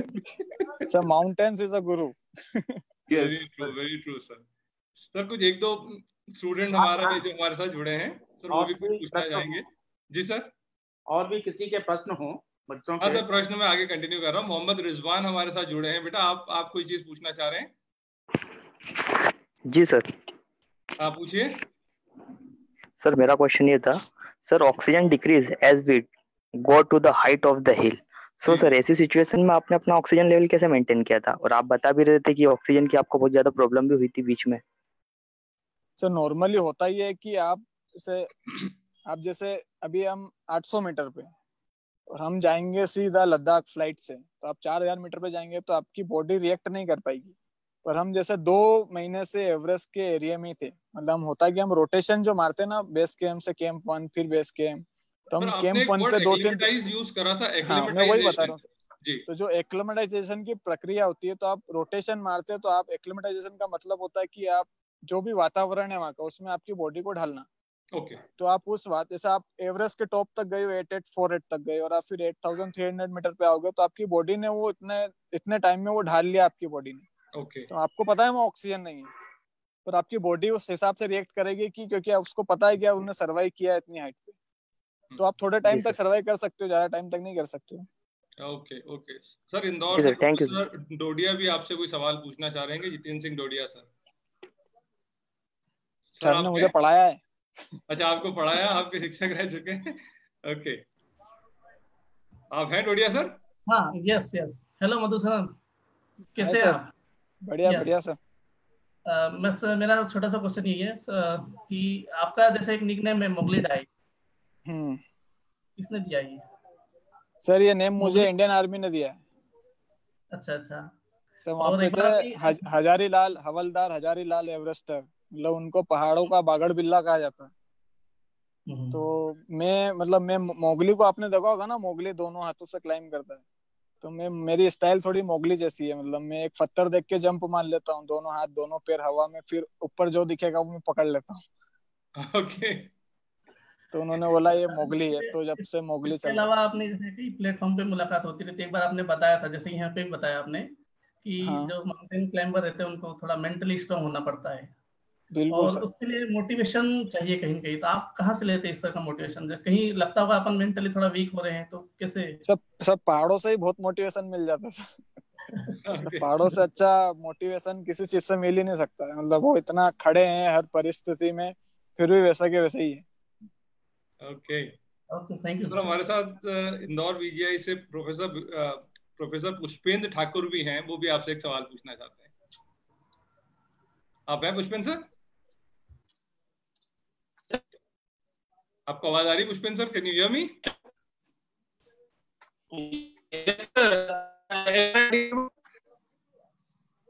सर आवाज ब्रेक हो रही है पुष्पेंद्र सर की। वो पूछना चाह रहे थे कि जब सब लोग आप पे हंस रहे थे, फिर भी आप में मतलब वो चीज क्या थी जिसने आपको कंटिन्यू करा? सर जुनून। जुनून ने। सर जैसे मेरा एक गोल था कि जैसे आपको पता है कि आपको वहां जाना है जी, तो आप रास्ते में बस मिले या नहीं मिले, आपको लिफ्ट मांग के जाना है या साइकिल से जाना है, तो आपको जानना तो है जी। आपको मिले नहीं मिले, कोई हंस रहा है, कोई रो रहा है, कोई मार रहा है, उससे आपको क्या फर्क पड़ता है? जी जी जी। तो मैंने यही था कि अब क्लाइम करना है, अब अपन ने तीर छोड़ दिया, वो जाएगा तो सही। ओके। मतलब आपका फोकस मंजिल की तरफ था है? हाँ ठीक है सर। मंजिलें उन्हीं को मिलती है जिनके सपनों में जान होती है। हम ये मानते हैं कि पंखों से कुछ नहीं होता, हौसलों से उड़ान होती है। And that is the reason Madhusudan ji had the guts to turn his back to the laughing stock and move towards his dream, which has no way near but right at the top of the world. Remembering just one thing, that eagles do not catch flies. बाज मक्खियां नहीं पकड़ा करते. Friends, Vikrant Group has always been on the forefront to encourage, motivate, and cultivate the sportsman spirit and provide a sports environment among the students by organizing several sports meets, among which BPL is one of the most famous for school students. Now, I humbly request our treasurer, ma'am, Garima Tomar, ma'am, to please share a few words with us. Hello. Yes, ma'am, you're audible. Yeah. First of all, Madhusudan, although I'm seeing you for the first time, I don't remember you, but I really feel proud for you to be a part of Vikrant, and I keep on listening from Nitin about you that आज Madhusudan Mount Kilimanjaro जा रहा है, आज Madhusudan यहाँ जा रहा है, तो it's a proud moment for all of us, and thank you so much.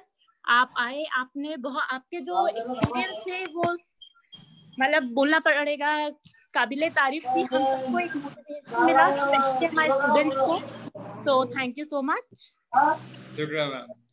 Vikrant sir, आप जो कि खुद भी एक बहुत अच्छे स्पोर्ट्समैन है और हमेशा स्पोर्ट्समैन को आपने आगे प्रमोट भी किया है। VGI में स्पोर्ट्स कल्चर भी लाने का श्रेय आपको जाता है बहुत हद तक। तो सर आप कुछ कहना चाहेंगे? विक्रांत सर हैं हमारे साथ?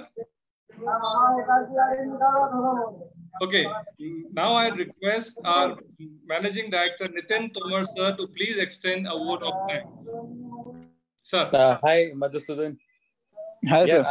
I must share something. I remember 2013 when he came to me. I mean, when we were selecting a team, जो पहल के लिए जाने वाले थे उत्तराखंड में, and we were thinking we gonna select the people from fire technology and safety engineering because these people are more physically fit. तो जब हम सिलेक्शन कर रहे थे, there are few students who are underweight. तो हम लोग उनको भेजने में डर लग रहा था कि यार ये पतले पतले बच्चे हैं, इतनी दूर हम भेजेंगे आज 15-15 20 घंटे की जर्नी में, तो हाउ विल दे मैनेज? सो एक Madhusudan was also very thin that time, I remember. ये कुछ बच्चे थे, बट स्टिल वी मैनेज किया। मैं बोला फायर टेक्नोलॉजी अगर है यार, फिजिकली वर्क ज्यादा रहेगा तो it's better they should go, and finally we selected them and he was one of them living. And I think I also remember the moment when he came to me for the TC. Yes, sir. I did some retired army person, he was there, I remember. And although I was trying to persuade him to study first and then do rest of the thing, पहले पढ़ाई करो उसके बाद बाद में, but that is no problem at all. You've done a great job and आपने country को, महू को, मध्य प्रदेश को बहुत proud कराया. And the last time we met was again when you were about to go to Mount Kilimanjaro. Elbrus. Kilimanjaro. Kilimanjaro. Elbrus. Acha, Elbrus. Okay, Europe.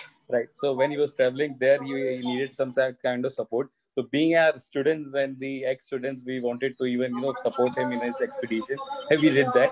So I think you made us all proud. बहुत अच्छा. मैं चाहता हूँ कि और भी बच्चे इनको देखकर इनसे encourage हो. I mean, they should get encouraged and move into the different lines. Actually, it is very difficult to choose a line. वरना हर माँ बाप चाहता है कि यार फायर इंजीनियर बन जाए, मैकेनिकल इंजीनियर बन जाए, सिविल बन जाए, पर कोई ये नहीं बोलता कभी कि माउंटेनियर बन जाए. So it is very difficult. बिल्कुल सर. इंडिया में रहकर तो बिल्कुल नहीं कोई सोचता कि यार हम बच्चे को ये भी बनाएंगे. But it is your passion. That is why you are doing it. The main thing is passion है तभी कर रहे हैं, वरना किसी के बोलने पे माउंटेनियरिंग नहीं होती है.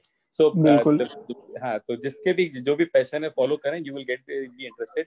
रही बात I think income is something जो इंडिया में अभी भी जैसे आपने बताया कि Nepal has the more scope than India for and more than that there are other European countries also they're doing it. So soon we will also have it. I am pretty soon. देखते हैं कि अपनी government कितना उसको support करती है. But we will forever we will be supporting our students जो करना चाहते हैं अपने पैशन के लिए, अपनी कंट्री के लिए, अपने स्टेट के लिए. We will be making them proud with the same and we will support them truly. So Madhusudan, thank you very much. मिलते रहना and after corona we want you to come down to the campus और बच्चों को physically inspire करें. लेकिन आप मधुसूदन के next project के लिए क्या सपोर्ट कर सकते हैं? Madhusudan is leaving. I think he was leaving on 15th of August. He told me, right? Yes sir. अभी ऐसा मेरा प्लान था, अभी गवर्नमेंट पॉलिटिशियन से कुछ बात चल रही थी कि अभी जो अपना चाइना बॉर्डर पे कुछ वो हुआ था ना, मतलब इंडिया चाइना के बीच, तो मैं सोचा था कि ट्रिब्यूट देता हूँ. तो अभी कुछ मतलब उन्होंने फाइनेंशियल सपोर्ट नहीं किया, तो 15 अगस्त का मेरा प्लान था, तो अभी देखते हैं सर. मतलब फाइनल नहीं हुआ उसका. तो फिर चेयरमैन सर यही है, तो whatever kind of support we can give, we will definitely do that. एक बार आप डिस्कस करना कि उसमें क्या है, मतलब कहाँ जा रहे हैं और कब जा रहे हैं, क्या लगेगा उसके अंदर. So we will definitely support. हाँ. Definitely your organization, your college will support you financially also. Thank you so much sir. Thank you. बहुत अच्छा है, मुझे बहुत अच्छा लगा. नेक्स्ट कोई भी प्रोजेक्ट्स ऐसे आते हैं जिसमें आपका जुनून हो, उस जुनून में शामिल होने के लिए विक्रांत हमेशा आगे रहेगा. सर मेरा एक ड्रीम प्रोजेक्ट है कि जैसे सचिन तेंदुलकर की 100 सेंचुरी है, तो मुझे भारत मतलब इंडियन हिमालयंस में 100 माउंटेन्स क्लीन भी करने और क्लाइंब भी करने. ये मेरा ड्रीम प्रोजेक्ट. विक्रांत हमारे साथ रहेगा बेटे, और मैं अभी से ये घोषणा कर देता हूँ कि एक दिन तुम्हें विक्रांत रत्न की उपाधि से हम विभूषित करेंगे. Thank you sir. Thank you very much. Congratulation. शुक्रिया. Thank you sir. Thank you. आपके उज्जवल भविष्य के लिए और आपके जो जुनून है उनको पूरा करने के लिए, सतत बनाने के लिए पूरी शुभकामनाएं. Thank you so much. Just the last thing, sir. The last thing I would want to share. I remember जब ये when he climbed Mount Elbrus, मैं सुबह 3-4 बजे या 5 बजे रात को मेरे को वो मैसेज आए थे इनके मधुसूदन के. I think that was the video आपने वहाँ से वो भेजा था जो यूरोप से, the videos and the Vikrant का जो ये लोगों के साथ flag के साथ you were standing on the top of the mountain. So that is what I mean. I shared with all the complete group. हमने शेयर किया था इसके लिए, and like you know that was the best moment. We were like very much proud कि हमारा बच्चा कोई ऊपर चढ़ रहा है, and they have the logo as well. So again, thank you very much for sharing your spirit, your whatever your stories and your motivation. हम चाह रहे हैं कि हमारे बच्चे इससे कुछ मोटिवेट हो और इन चीजों में आगे बढ़े. So thank you again, Masih sir, to you. Shukriya sir. Once again, I would like to thank dignitaries, students, faculties, and all sports-loving friends for your heartfelt participation. A special thanks to our chairman, respected Shri Rakesh Rathod sir, for his blessing. Managing Director Nitin Tomar sir for his motivation and encouragement, and basically the conception of this program, sports webinar Junoon. A hearty thanks to Madhusudan, आपने इतने अच्छे से बात करी और इतना सब करने के बाद भी आज हमें लगा कि हमारा स्टूडेंट हमारे साथ ही है. मतलब आपकी जो एक जो अफेक्शन रहा वो आज भी उस अफेक्शन को हम फील कर सकते हैं आपसे जब भी बात करी. तो कोई लास्ट वर्ड ऑफ एडवाइस हमारे बच्चों के लिए जो आप कुछ उनको आखिरी बताना चाहें कि क्या उनके लिए जरूरी है, क्या आप बोलना चाहेंगे? सर देखो, मतलब जिंदगी में हम सभी को पता है कि एक ना एक दिन हमको मरना है. तो मतलब मायने ये रखता है कि आप मरते कैसे हैं, जी कर या फिर डर कर. तो जैसे मैं तो जी कर जीता हूँ. मतलब अगर मैं कहीं पहाड़ पे मेरे साथ कुछ हो भी जाए तो मुझे कुछ अफसोस नहीं जाएगा. पर आजकल के जो लोग हैं, मतलब मैं कभी कभी बोलता हूँ कि इंसान नहीं रोबोट्स है. तो कुछ पैशन नहीं है, कुछ जुनून नहीं है. मतलब वही सुबह उठते हैं, कुछ करते हैं, फिर सो जाते हैं. तो मैं यही बोलूंगा कि कुछ डिफरेंट करें. अपनी जो हॉबी है, मतलब आपको जो पसंद है वो करें. तो आप खुद को एंजॉय करना लगेंगे, आपकी आत्मा तृप्त हो जाएगी. मतलब आपकी आत्मा जब आपसे प्यार करेगी तो आपको अच्छा लगेगा. तो मैं पहाड़ों में जाता हूँ तो मुझे एक सुकून सा मिलता है. तो मैं वहाँ एकदम खुल के जीता हूँ. तो मैं ऐसे सिटीज में आता हूँ तो मुझे यहाँ थोड़ा अजीब सा लगता है. तो सफोकेटिंग होता है. तो हर इंसान का एक मतलब जोन होता है जहाँ वो बहुत ही कंफर्ट फील करता है. तो आप भले आपके पास पैसा नहीं है, आप सक्सेस नहीं है, पर आपके पास अगर वो जोन है तो आप बहुत खुश रहेंगे. तो मैं ये कहना चाहता हूँ कि सब उस जोन को पहचाने. आपको क्या अच्छा लगता है, मतलब do what you love. Very good, very good. जमीर जिंदा रख, कबीर जिंदा रख, सुल्तान भी बन जाए तो दिल में फकीर जिंदा रख. हौसले के तरकश में कोशिश का वो तीर जिंदा रख. हार जा चाहे जिंदगी में सब कुछ, मगर फिर से जीतने की उम्मीद जिंदा रख. तो इसी ख्याल के साथ दोस्तों आपसे विदा लेने का समय आ गया है. See you again next week, same time with another sports superstar. Till then, your host and host Subhash Masih from Vikrant Group of Institutions signing off. Jai Hind, Jai Bharat. Jai Hind sir. Thank you.